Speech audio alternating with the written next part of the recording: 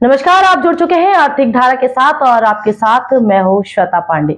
आसनसोल में लहराए गए फिलिस्तीनी झंडे, साथ में थे तिरंगे। लोगों ने हाथों में ले रखे थे पोस्टर्स और कुछ तख्तियां और इन्होंने लगाए हिंदुस्तान जिंदाबाद, फिलिस्तीन जिंदाबाद के नारे। संगठन था अहले आवाम और रैली का नेतृत्व कर रहे थे एआईएमआईएम के जिला अध्यक्ष दानिश अजीज।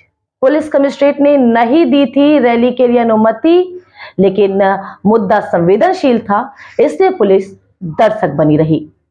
हालांकि जिला प्रशासनिक अधिकारियों ने ज्ञापन लेने से इनकार कर दिया, लेकिन यहां पर खड़े हो गए कई बड़े सवाल। आखिरकार इतनी देर क्यों हो गई सड़क पर आते आते? बीते 7 अक्टूबर को इजराइल पर भीषण हमला किया हमास ने। फिलिस्तीन का उग्र संगठन है ये। गाजा के विशेष क्षेत्र पर उसका है कब्जा। उसका उद्देश्य है मुस्लिम राष्ट्र का गठन। 20 दिनों से युद्ध जारी है, लेकिन समझना होगा इजराइल फिलिस्तीन को। तभी समझ में आएगी युद्ध की गोलबंदी।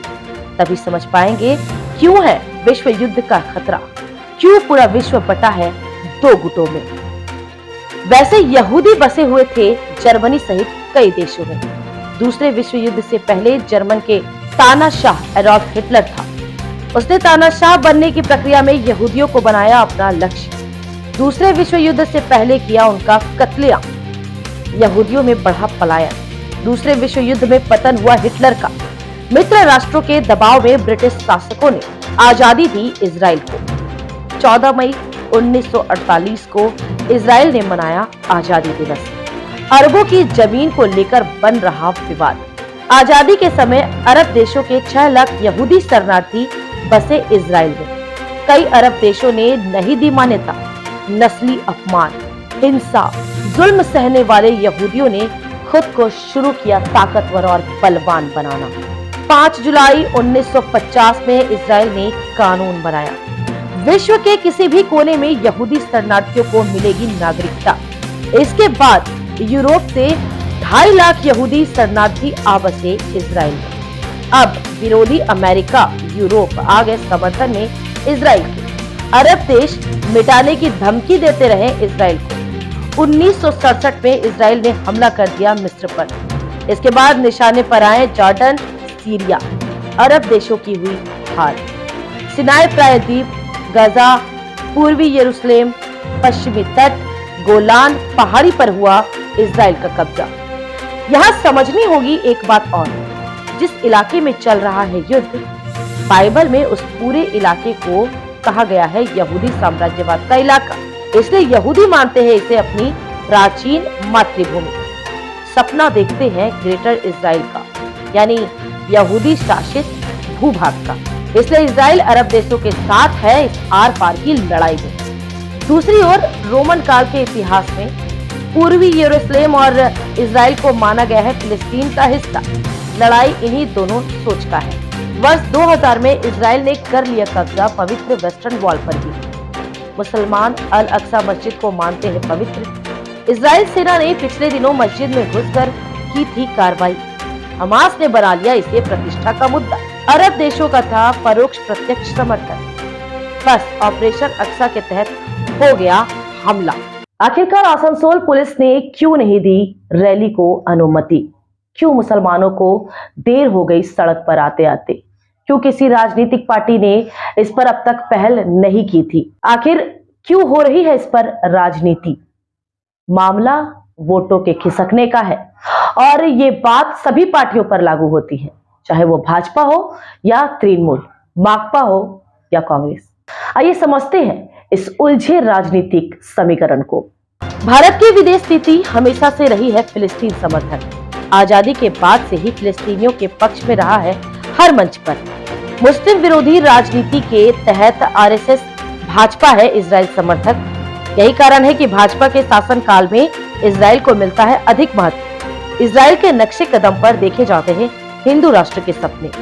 इजराइल पर हमला होते ही प्रधानमंत्री नरेंद्र मोदी ने किया ट्वीट, भारत है इजराइल के साथ। जैसे जैसे आगे बढ़ा युद्ध, भारत की विदेश नीति पर बढ़ा दबाव। केंद्र सरकार ने पक्ष लिया फिलिस्तीन का। हालांकि नहीं की इजराइल की आलोचना। निर्दोष फिलिस्तीनियों के मारे जाने से विश्व के मुसलमान हैं नाराज।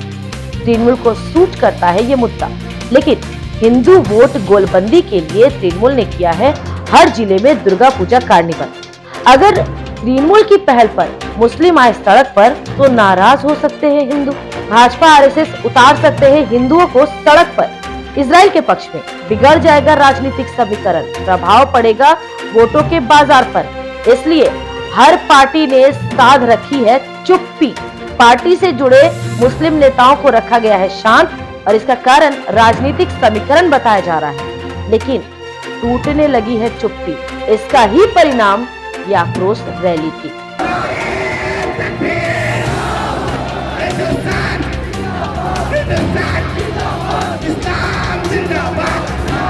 आइए सुनते हैं कि एआईएमआईएम के अध्यक्ष दानिश अजीज इस पर क्या कहते हैं। कुछ लोग फिलिस्तीन का सपोर्ट कर रहे हैं तो कुछ इजराइल।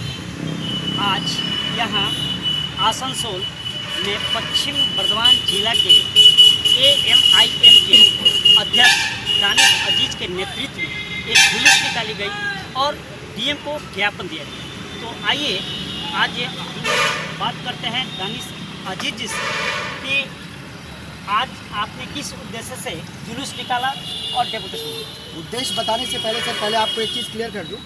आपने अभी उनको बोला कि कहीं पूरे देश में कहीं फिलिस्तीन का समर्थन किया जा रहा है, कहीं इजराइल का समर्थन किया जा रहा है, लेकिन हम लोग अपने गवर्नमेंट के मानने वाले हैं। हमारा गवर्नमेंट फिलिस्तीन को सपोर्ट कर रहा है और जिस पे हमारा गवर्नमेंट राज़ी उस पर हम अहले आवाम राज़ी। और आज हम लोगों का प्रोग्राम जो था अहले आवाम पश्चिम बर्दवान की तरफ से था। ये प्रोग्राम फ्री फ़लस्तीन सेव अल-अक्सा मस्जिद के लिए था। यही हमारा स्लोगन है और इसी प्रोग्राम को लेकर हम लोग आगे बढ़े। क्या टीएमसी मुसलमान वोटों पर दावा करती है और कहती है कि हम मुसलमानों का मदद करते हैं, तो इस मामले में टीएमसी की चुप्पी क्यों है? देखिए, माननीय मुख्यमंत्री ममता बनर्जी जी और यहाँ के मंत्री मलय घटक जी, इनका आज से नहीं, माइनॉरिटीज़ से रिलेशन आज से नहीं है, सालों से। ममता बनर्जी को आज 3 बार कुर्सी देने वाले माइनॉरिटीज़ है ज़्यादातर। मंत्री मलय घटक जी को मंत्री का टेबल में बैठाने वाले माइनॉरिटीज़ हैं, लेकिन कहीं ना कहीं मंत्री मलय घटक जी भूल जाते हैं और उनकी माननीय मुख्यमंत्री ममता बनर्जी जी भूल जाती हैं कि माइनॉरिटीज़ ने उनके लिए बहुत कुछ किया है।